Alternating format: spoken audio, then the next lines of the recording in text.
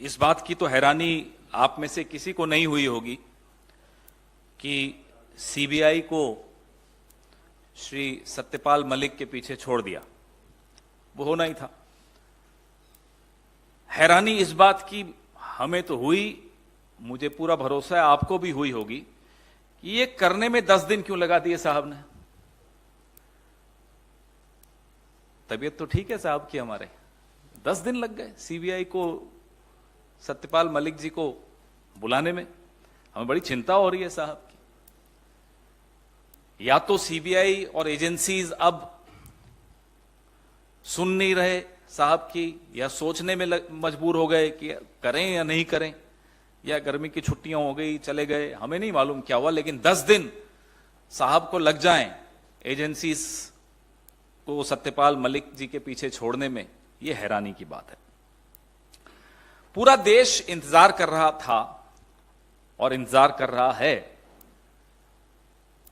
कि पुलवामा पर जो खुलासा सत्यपाल मलिक जी ने किया, उसके बाद सरकार की तरफ से कोई कुछ बोलेगा, कोई तो मुंह खोलेगा, कोई जानकारी देगा, कोई जवाब देगा, कोई प्रतिक्रिया देगा। क्योंकि सत्यपाल मलिक जी ने बड़ा स्पष्ट तौर पे कहा था कि इंटेलिजेंस फेलियर था, सुरक्षा में चूक थी। 5 विमान अगर मुहैया करा दिए जाते जवानों को सीआरपीएफ के, तो ये आतंकी हमले से वो बच सकते थे। सरकार ने वो विमान देने से इनकार कर दिया। यह बात 2019 में 14 फरवरी की शाम को जब प्रधानमंत्री जी को फोन पर सत्यपाल मलिक जी ने बताई कि साहब ये लापरवाही है, ये चूक है जिसके चलते हमारे जवान शहीद हुए हैं, तो प्रधानमंत्री जी ने उन्हें कहा तुम चुप रहो, ये कोई और चीज है। इतना बड़ा खुलासा सत्यपाल मलिक जी ने किया, एक इंटरव्यू में किया। उसके बाद भी एकदम चुप्पी सरकार की तरफ से। हां, ट्रोल आर्मी जो है इनकी सत्यपाल मलिक जी के पीछे पड़ गई है, लेकिन सरकार की तरफ से कोई बयान नहीं आया, कोई प्रतिक्रिया नहीं आई। सत्यपाल मलिक जी ने भ्रष्टाचार के विषय में भी कुछ कहा कि प्रधानमंत्री को भ्रष्टाचार से कोई नफरत नहीं है। उन्होंने उदाहरण दिया गोवा के, जब वो राज्यपाल थे और उन्होंने प्रधानमंत्री के संज्ञान में गोवा के मुख्यमंत्री का जो भ्रष्टाचार है वो जब लाए, तो कार्रवाई मुख्यमंत्री पर नहीं हुई। आज भी वो मुख्यमंत्री हैं, लेकिन सत्यपाल मलिक जी को आनन फानन में हटा दिया गया गोवा से।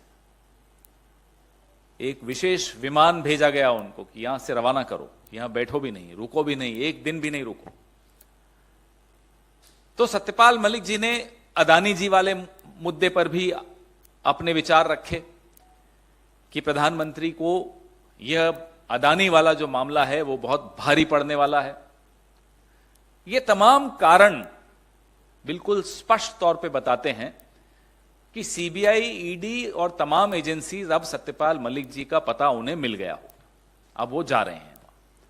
आपको याद होगा यही बात बिना राम माधव का नाम लिए सत्यपाल मलिक जी ने 2021 में भी बोली थी। कहा था आरएसएस के एक व्यक्ति हैं जो प्रधानमंत्री के बहुत नजदीकी हैं, वो 1-2 प्रोजेक्ट्स में बड़ी रुचि रख रहे हैं जिसमें 300 करोड़ की रिश्वत इन्हें सत्यपाल मलिक जी को भी मिल सकती है। उसके बाद भी सीबीआई ने सत्यपाल मलिक जी का स्टेटमेंट रिकॉर्ड किया था 2021 की अक्टूबर में। आज फिर से खबर तो यह आ रही है कि सत्यपाल मलिक जी का स्टेटमेंट सीबीआई रिकॉर्ड करने वाली है। जिस व्यक्ति का नाम लिया उसके बारे में कोई जानकारी? क्या राम माधव से कोई पूछताछ हुई सीबीआई की तरफ से? कोई और एजेंसी का नोटिस उन्हें गया? अगर गया तो यह जानकारी सार्वजनिक क्यों नहीं की जा रही?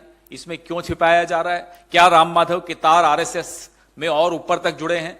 क्या वो प्रधानमंत्री के वाकई नजदीकी हैं? ये तमाम सवाल सत्यपाल मलिक जी के खुलासों के बाद मुंह बाए खड़े हैं। हम सब इनके जवाबों का इंतजार कर रहे हैं।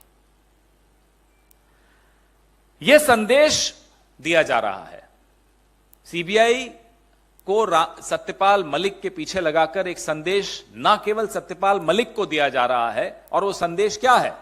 वो संदेश वही है जो 14 फरवरी 2019 को उन्हें फोन पे प्रधानमंत्री जी ने खुद कहा था, तुम चुप रहो। फिर से वो संदेश अब की बार सीबीआई के मार्फत दिलवाया जा रहा है सत्यपाल मलिक जी को कि आप अभी भी चुप रहिए, तो आपके लिए आपका भलाई इसी में।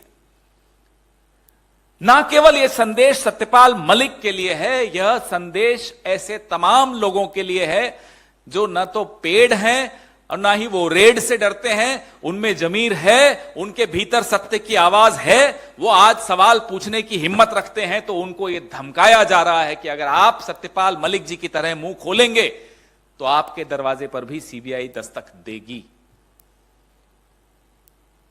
ये स्थिति साहब ने एजेंसीज की बना दी है, यह स्थिति साहब ने संविधान की बना दी है। और यह व्यक्ति कौन है? सत्यपाल मलिक कोई कांग्रेस के नहीं है, कोई विपक्ष के नहीं है। आज भी जब मैं ये प्रेस वार्ता कर रहा हूं, आज भी सत्यपाल मलिक भारतीय जनता पार्टी के एक वरिष्ठ नेता हैं। आज से कुछ महीनों पहले तक वो प्रधानमंत्री के एक चहेते नेता थे। आज से कुछ महीनों पहले वो राज्यपाल भी थे।